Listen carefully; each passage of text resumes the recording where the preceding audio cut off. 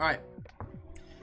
Hello everybody, if you're watching this from the YouTube channel, we're actually going to be going through these balance patch notes, which CompToUs has just released last night. We're going to go through this from the top to the bottom. I did hear some things. I briefly looked at it, but didn't get to look at anything in detail last night, as well as I heard some things here and there from the Twitch chat here, as well as from some other people. It doesn't seem like there's too much nerfs, just some buffs. So we'll go ahead and get right into it here. First unit here is going to be the Fire Unicorn. It has an added effect of absorbing the enemy's attack bar with the skill Swaying Flame. It's a nice buff. I can see how it's a little bit more viable. It's gonna make that unicorn, you know, be able to be a good tank for water units, put that defense break, and now reduce the enemy's attack bar. So it's okay. Yeah, you're gonna get yourself 40% attack bar as well, so it's pretty good. I believe if she crits, chat, correct me if I'm wrong, if she crits, she gets attack bar as well, right? So with this added skill, will that mean that she get will she get a turn automatically? Because if so, that's pretty good. Yeah, that's actually not too bad. That's kind of very similar to being able to get a full attack bar just like Diana. So that's gonna be a lot better. That's a decent buff for the Fire Unicorn. So you guys might be seeing her a lot more in action in Guild Wars, and maybe some high-level RTA players, you know, G3 players might pull it out as a random pick depending on certain situations, which would be interesting. Buff monster number 2 here, Panda Warrior, the fire one. Okay, no thoughts on Feng Yan, Unfair Bears, okay. But just the Fire Panda Warriors. Panda Supremacy, the third skill, higher activation rate. Okay, so this is great for mid and early game players that are really utilizing those pandas in Necro, as well as utilizing those pandas in raids. You're gonna have a higher activation rate of putting those debuffs, which is just pretty nice. We'll take that. This is the one I've been hearing about, Juno, the Fire Oracle. So the passive has been changed. Before it was remove the harmful effects when you start the turn with 2 or more. Yeah, and you're going to recover the HP by 15% and the HP of your allies by 10%. So yourself by 15, your allies by 10 for each removed harmful effect.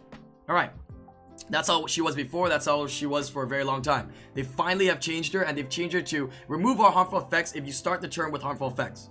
Okay, so no matter how many harmful effects you start with, you will remove it. Alright, this doesn't count for inability effects like sleep, but counts for harmful effects like defense break, attack down, attack speed slow, glancing, things like that. And the second part, I'm sure it's going to still recover, right? Recover HP of your allies by 10% of your max HP. Okay, so it's not by your allies' HP by 10% now. It's 10% of your max HP. So now that makes me think. Usually before, the best suggestion to rune up Juno was Despair Revenge, Despair Nemesis, Despair Focus, which will stay the same. But now people are going to not do speed, HP, defense. That's not very viable anymore. Yes, some people rune up the Juno as a support with that defense slot 4 or 6. It's most likely going to be all speed, HP now. Yeah, no more defense percents because of the ability to heal your allies for your max HP. The one question people were asking and were wondering, and we won't know until it comes out, well, this CompToUs tells us, is that will it just heal allies or will it heal Juno herself? Because if it heals Juno as well, that's a pretty nice passive. It's already a decent passive, and I'm curious to see how players use it and utilize it in RTA. Arena defense might be more annoying, but we'll see if it heals herself. It makes her even more overpowering, I guess. One concern players have for this buff is TOA and TOA hard. She might be more difficult now. Yeah, if any unit gets better, you got to think of how hard it might be to fight them in TOA or TOA hard. So we'll see if that plays a factor, just like how that Artemil buff played a factor a while back. Next unit here, Paladins. Okay, the Water and Dark one for your punishment. My best friend, the Pleb 7 Chosen 17, does have the Dark one, so we may get to test it out and see how this buff changed it. But I believe they just added the effect of counter-attacking after using Fury of Punishment. It's a pretty good quality of life buff, I guess you can say. Make her maybe a little bit more fun to use. Light Paladin, also a buff for, you know, early mid-game players, even late-game players who fuse this Light Paladin. So now when you use Cry of Provocation and you provoke your enemies, or even if you don't provoke them, you're gonna get a turn instantly. It's pretty nice. Yeah, for the simple fact that, let's say you miss a provoke, you can choose to skill 1 your opponent and prevent, you know, potentially provoke it with your skill 1. I think skill 1 provokes, right? For the Light Paladin. Either provokes or stuns. I think it provokes. Moving on to the Monkey Kings, Water and Light one. Okay, another Water King buff. Water Monkey King buff. I think they've buffed Water Monkey King maybe the most out of any other unit out there. Yeah, let's see if let's see how this plays out. Added effect, absorb the attack bar by 30% if the enemy is under harmful effect. All or nothing. All or nothing is a second skill, right? Ah, okay, so I believe before it just reduced attack bar. AoE reduced attack bar. But now it's AoE absorb attack bar, meaning that you're gonna gain yourself an additional turn if there's harmful effects. Like let's say you set up with a galleon, you have defense break on everybody. If you use second skill, all or nothing, you're gonna reduce the, well, before resistance and accuracy check, right? You're gonna reduce the attack bar of all your opponents by 30% and ideally gain 120% attack bar for yourself, gaining a turn instantly, meaning that you can skill 2 into skill 3. That's pretty interesting. That's pretty interesting, and that might be actually pretty fun in Guild Wars, because you're gonna be able to get a full turn, right? You skill 3, you skill 2, do the damage, reduce the attack bar, absorb, gain another turn, alter ego, kill a unit, even if it's Theomars, which a lot of people use to kill Theomars, and then gain invincibility. So I think that's pretty interesting. That's pretty interesting. It's gonna make it more fun to use, but of course, let's be real. Everybody wants buffs to make every unit OP, right? So we're looking for those OP buffs. Moving on to the, oh, the Water Monkey King has another buff. Beneficial effect removal rate 50% to 100%. That's pretty good. That makes it a more consistent Theo killer. Interesting. Okay, we're definitely gonna test that out and see the mechanics of that. Yeah, I kind of forgot what the multipliers were for that skill, so we'll test that one out. Yeah, interesting. That might be another new fun unit to use in Guild Wars. Interesting. All right, moving on here to the Light Phoenix and the Dark Phoenix. Light Phoenix removes the beneficial effects. Oh, so before it removes beneficial effects, right, and puts block beneficial, right? That's what it was before. Now it's remove beneficial effects on all enemies with Holy Fire. Weakens the defense if you successfully remove the beneficial effects for 1 turn. So now it's a strip defense breaker. That's pretty interesting. That's gonna make, again, more fun for wombo combos. Maybe Make It a Bud will make it useful in RTA, as we saw from King of the Hill. He was able to win with Eludia, so maybe he'll be able to, you know, test it out and do something interesting with it. But just keep in mind, if you don't strip, you're not gonna put defense breaks. So it still goes through accuracy and resistance check. Tiana's still better, but at least it's a quality of life buff for the Light Phoenix. Dark Phoenix here. Also not a unit that was a little bit lackluster. Again, 7, I swear, my friend 7chosen17 has every non-viable LD Nat 5, or not crazy LD Nat 5. He has Leona, the Dark Paladin, right? Got a buff. He has Dark Phoenix. He's getting a buff right here. We're about to check it out. He had Lydia before it got buffed. That was his first LD Nat 5. Lydia got a buff. Now it's like anti-cleave, right? Actually useful. And then his last one is Grogan. So hopefully, Comptus, if you're watching, Grogan on the next patch so we can test it out. So we will be testing out Leona and Dark Phoenix. But let's see what Dark Phoenix passive changed to. Oh, wait. I don't think it was a... No, I don't think it was a passive before. Okay. So now you get a passive instead of a third skill, right? Burns the enemy with Soulfire, disturbing HP, recovery, and branding for 3 turns. The enemy can't be revived, and the enemy is killed with this skill. Alright, change to... Leaves a branding effect passive for 3 turns with a 50% chance. So no longer 100%. Now it's 50. And there's no longer HP disturb. Alright, but it's a passive for 3 turns. What the hell? When you defeat an enemy during your turn, the enemy can't be revived during battle. The cooldown time of Dark Nova will be decreased by 1 turn. Nani? Wait. Okay, so when you kill a monster, Dark Nova will be decreased by 1 turn. So if you're using this unit in PvP areas or Guild Wars or something like that, and you kill a unit using skill 2, Dark Nova, it's going to get reduced by 1 turn. And I believe it's reduced by 1 turn. You have Dark Nova up again already. So you can just keep spamming Dark Nova until you kill. So this could be a very interesting unit to use in a cleave comp and troll somebody with Violet, because you could just keep violenting into Dark Nova. That'd be interesting. But 3 turn branding on passive, that shouts to me just like a kind of like a Cadiz. So it's gonna be great for raids if you do have it. We'll be able to test this out and have fun with it on Chosen One's account. That's an interesting buff. Yeah, but no more HP disturb. 100% to 50% chance. Yeah. Okay. Interesting. Moving on here to the 4 stars. Ninetail Fox, Fire and Dark. Recover your turn when the enemy falls asleep to recover turn instantly with no condition. Okay. Okay, this was a unit that we played around with in the past, Kamiya, as well as Shiwa. Mostly Kamiya though, where you were able to sleep the target with enchant and then gain a turn and use third skill. But we would always get cucked because we would never land the sleep. So now that we guarantee the turn, we can go for the sleep, and even if we miss, we can go for the third skill. So this is a nice quality of Guild Wars life change, I guess you can say. 4-star under, maybe as well. Special league. Nighttime Fox Fire, Phantom Light, recovers HP by 50% to 100% of damage dealt. Okay. Wow, so you get to heal Phantom Light. I think that's like skill 1. No. Skill 3? No. Skill 3. Okay. Okay, interesting. Nighttime Fox Water Cleanse. Okay, this is the unit that's highly underrated, Soha, as a cleanser for arena or PvP uses. Now the cleanse has an added effect of remove one harmful effect of all allies.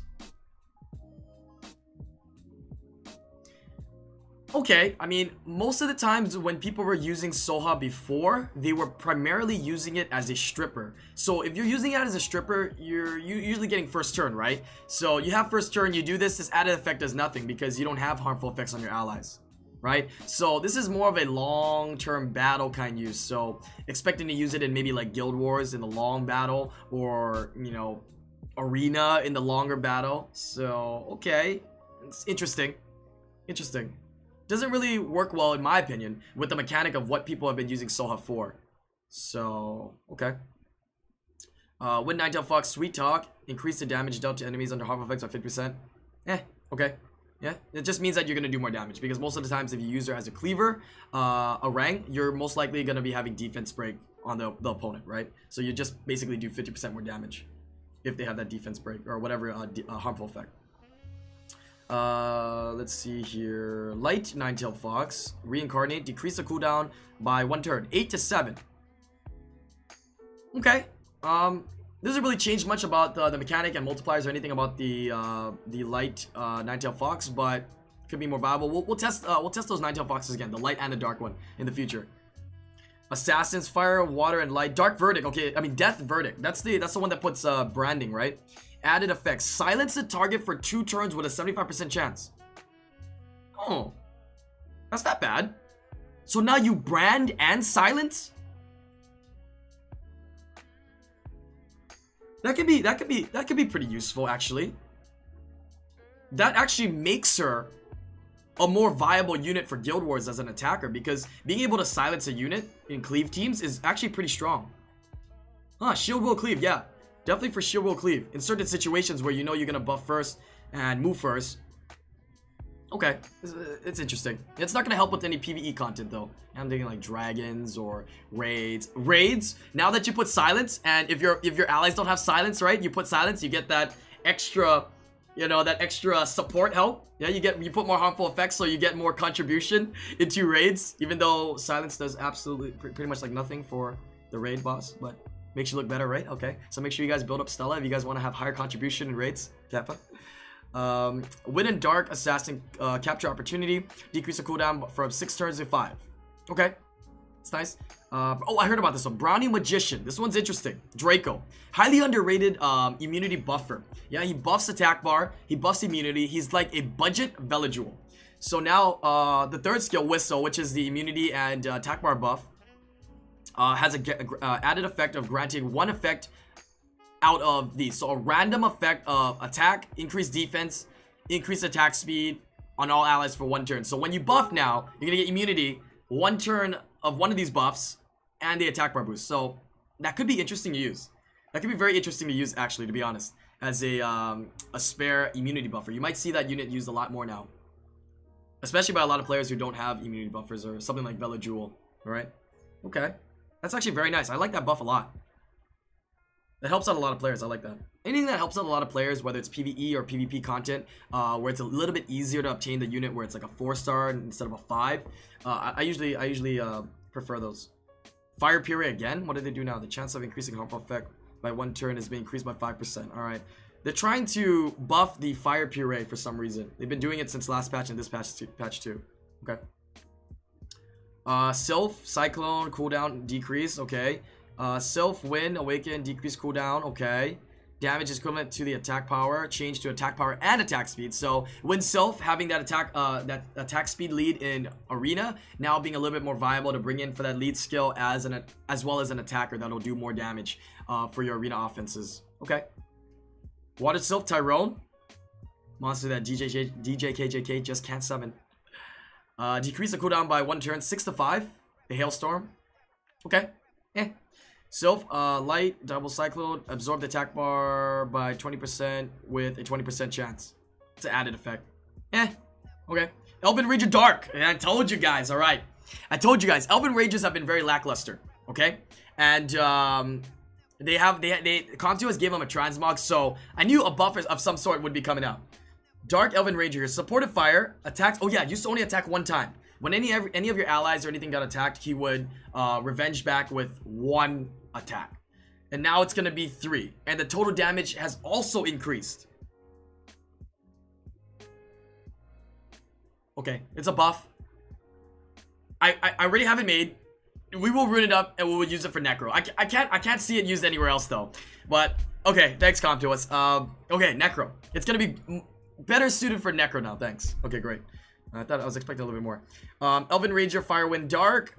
Continuous damage activation rate higher. Okay. Might help out with the trash stages, I guess. Elven Ranger Water and Light. Ankle Shot. Stun rate more. Okay. Nobody uses them to start off with, so nobody's gonna really care about 20% more stun rate.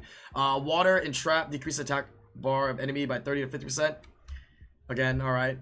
Early game players, if you're looking for a 3-star unit to kind of, you know, CC or do something like that, maybe the Elven Ranges. Don't suggest building them still though. Multipliers are still not that crazy. They're not that good in my opinion yet.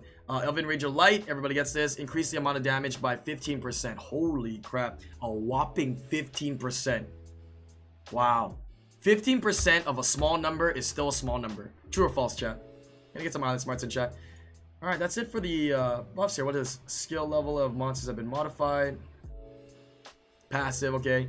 Skill AI of units have been improved. So Water and Dark Paladin now, the AIs have improved. So does that mean that they have been improved to the point where you can use them on defense really well? Because Josephine on defense might be kind of nice with that Guild War lead, as well as Leona. Okay. Alright, interesting. Overall, looks like a decent patch note. No nerfs, all buffs. In terms of how strong of a patch note, it's good, but I don't think it's great. I think the last patch note was better than this one for sure. Everybody's kind of waiting for a patch note that, you know, makes it a little bit more game changing. You know, last patch note was, you know, Vanessa. This patch note was, you know, it looks to be maybe, you know, Water Monkey King in Guild Wars and Juno. So we're gonna see how this pans out with this RTA season that just started. If you're watching this on the YouTube channel, leave a comment below. Let me know what unit you're most excited for, and we're gonna be rolling another person to win a $10 iTunes and Google Play. Yeah, and if you guys are watching here from the Twitch channel, once we get this on YouTube, which we will upload today, you're free to leave a comment, yeah, on your thoughts or what units you think are gonna be interesting for you to use, and or what monsters you want to see me use, and maybe make a video on them. And we will definitely, yeah, we'll definitely roll somebody to win a $10 iTunes and Google Play.